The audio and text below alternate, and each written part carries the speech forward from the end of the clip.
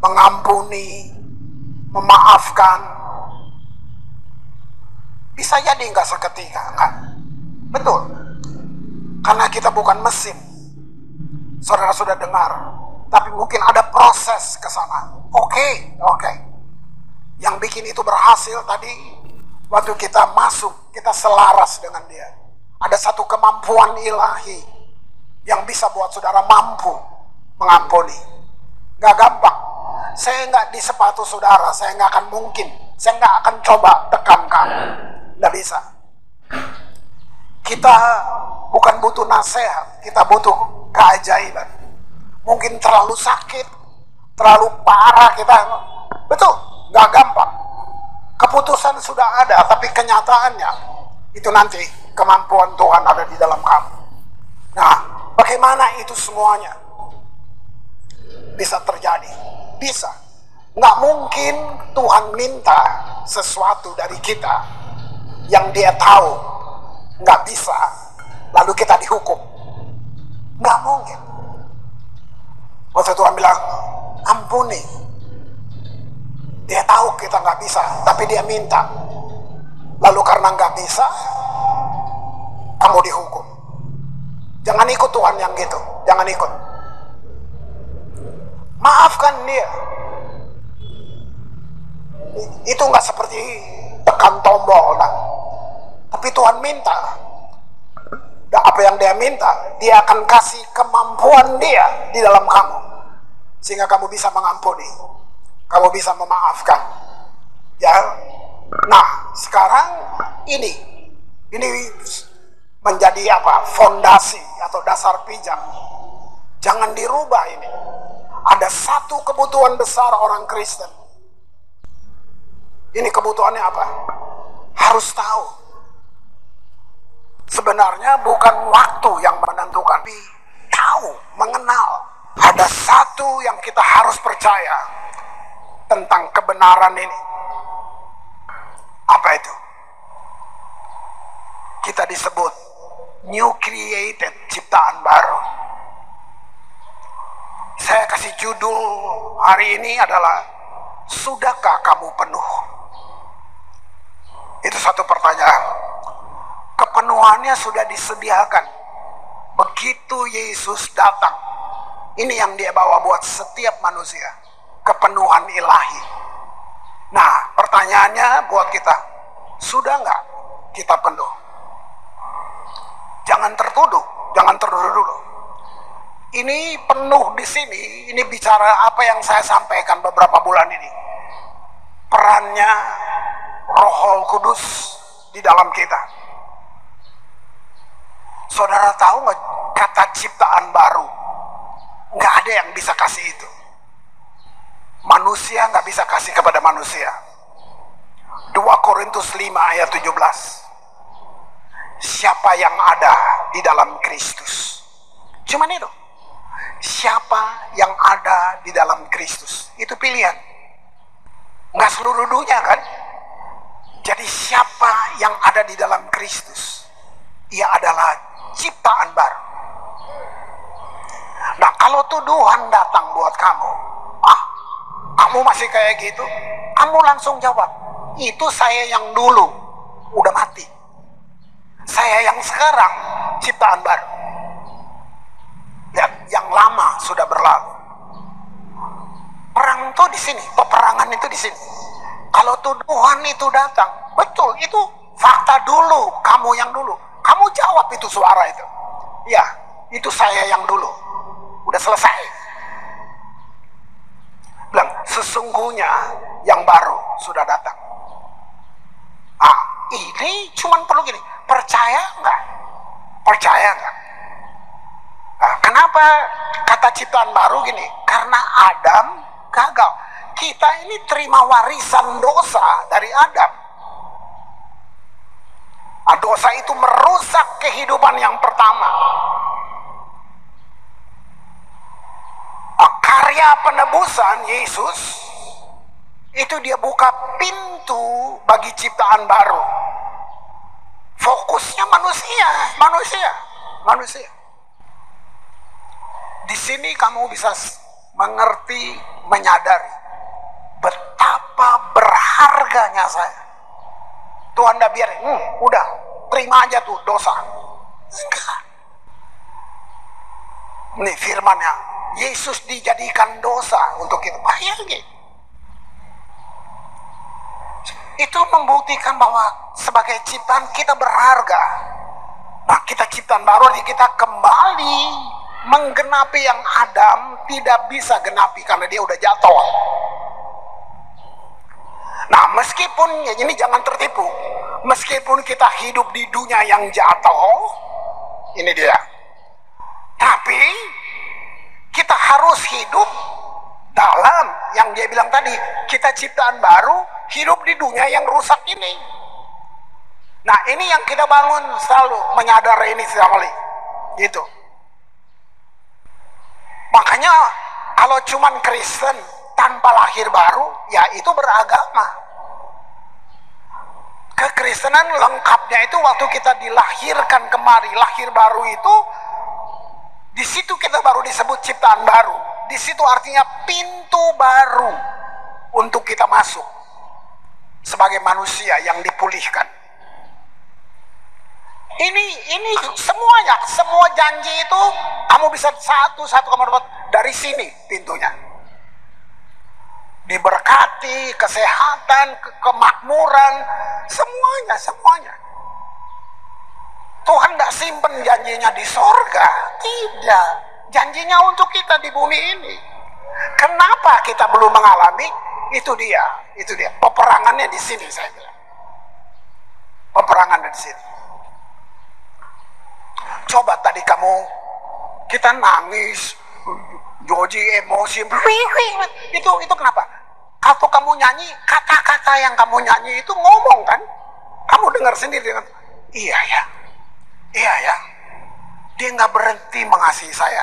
Kenapa coba? Karena dia sayang kita, karena kita berharga. Dia nggak berhenti, kita berhenti dengan pilihan-pilihan kita. Itu Yohanes 1:16. Karena dari kepenuhannya itu, seperti judulnya, sudahkah kamu penuh? Lihat, dari kepenuhannya.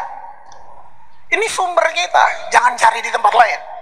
Kita semua telah.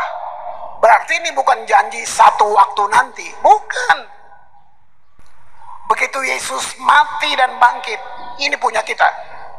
Telah menerima kasih karunia demi kasih karunia.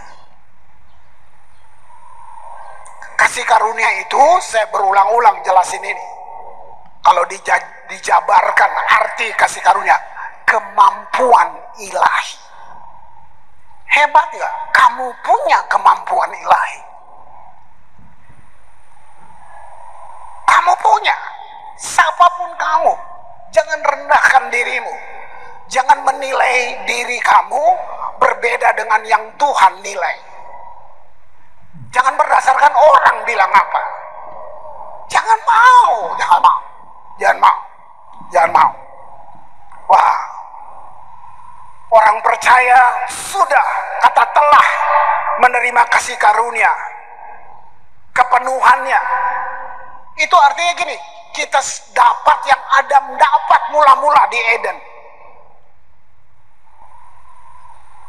Seperti itu, waktu kita masuk sebagai ciptaan baru. Setiap kebutuhan telah diantisipasi, disediakan buat kita. Kenapa belum? Bukan karena Yesus nggak kasih. Perangnya di sini. Kamu ragu. Benar nggak sih? Kamu nggak yakin.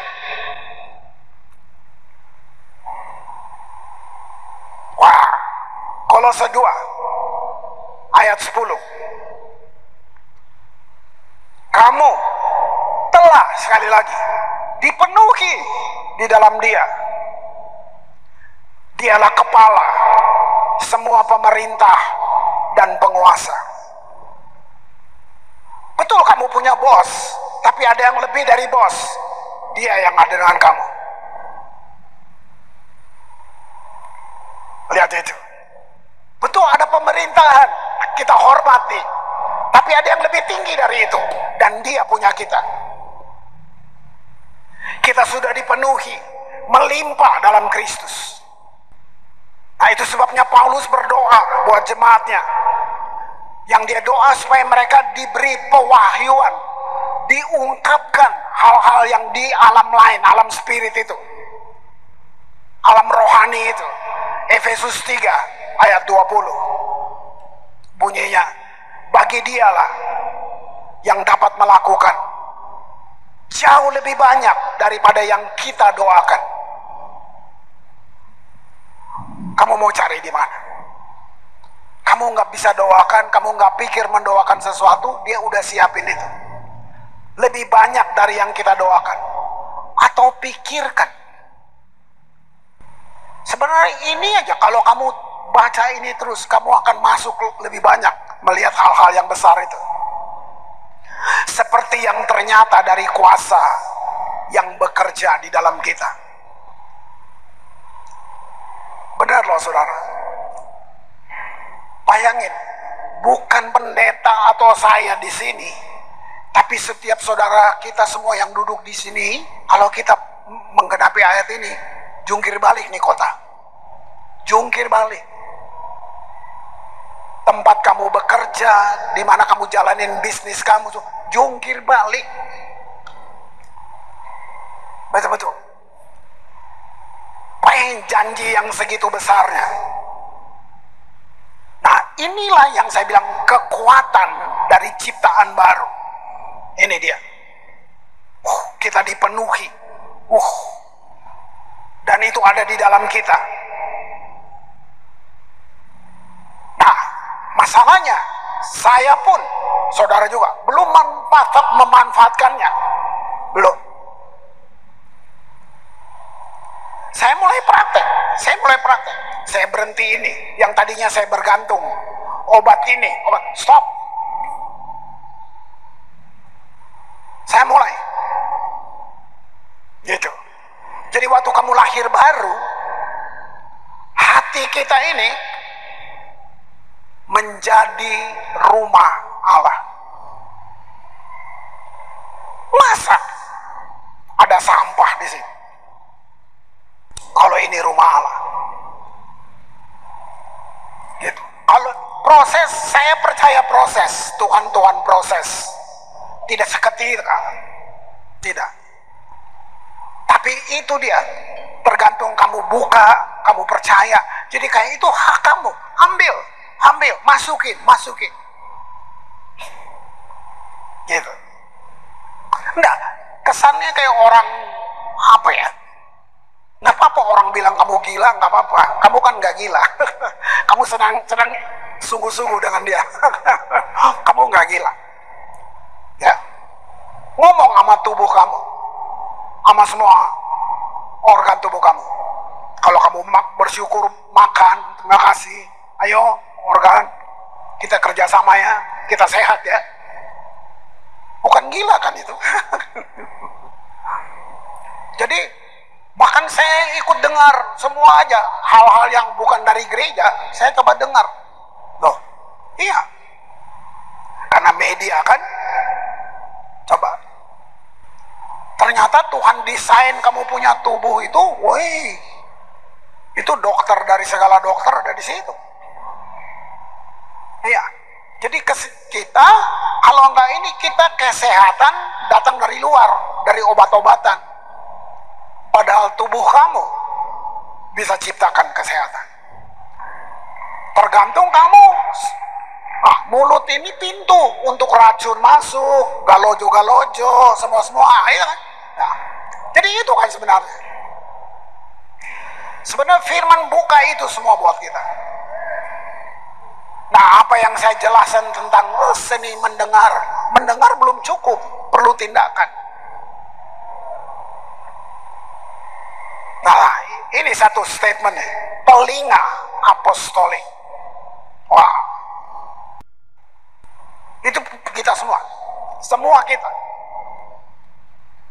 Kalau kita nggak dengar, berarti kita tidak latih, itu aja. Kok suara setan kita dengar, suara yang nggak bagus-bagus kita dengar, gitu.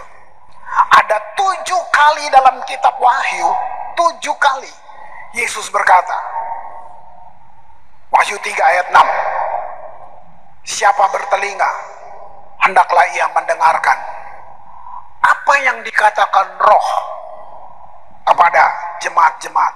Nah, buat kita, bisa lagi naik motor kamu bisa dengar, lagi di mobil, baru duduk di kantor, baru buka mau kerja, kamu dengar terus. Ini kesaksian aja saya dengar. Ada teman di Jakarta, ya dia di kantor. Setiap kali dia masuk kantor, karena gedungnya tingkat, jadi lihat langit gitu kan. Begitu dia masuk, dia lihat situ, dia perkatakan imannya, speak words.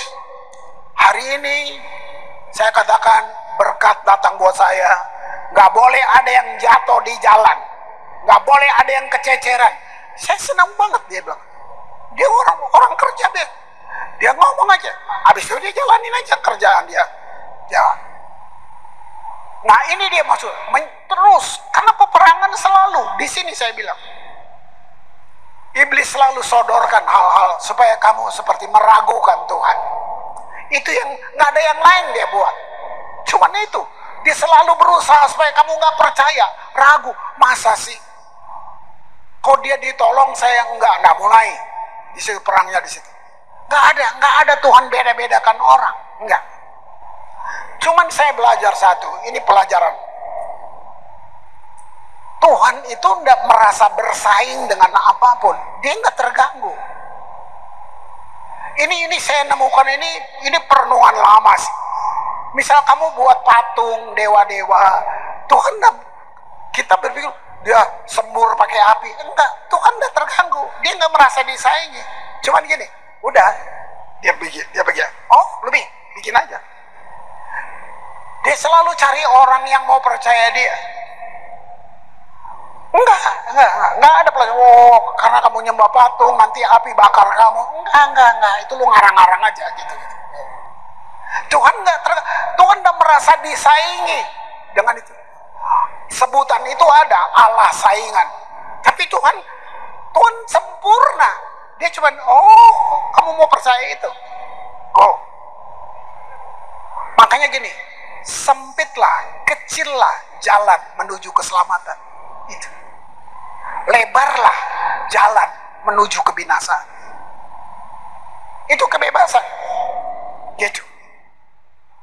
Seorang percaya bisa dan harus mendengar apa yang dikatakan Roh Kudus. Itu normal. Apalagi pemimpin, ya dong. Karena kita dipakai untuk memimpin orang. Walaupun saya sudah mencatat ini seminggu, saya terus tiap hari masih baca, ini kalimat ini benar nggak Tuhan? Masih bangun pagi, sebelum tidur baca lagi. Gitu. Karena saya mau jangan saya yang dominasi persiapan ini. Harus Roh Kudus. Efesus 3 ayat 5. Yang pada zaman angkatan-angkatan dahulu, dulu ya, ini kalau kamu dari Adam semua, tidak diberitakan kepada anak-anak manusia. Hebat ya? Tapi yang sekarang dinyatakan di dalam Roh kepada rasul-rasul dan nabi-nabinya yang kudus,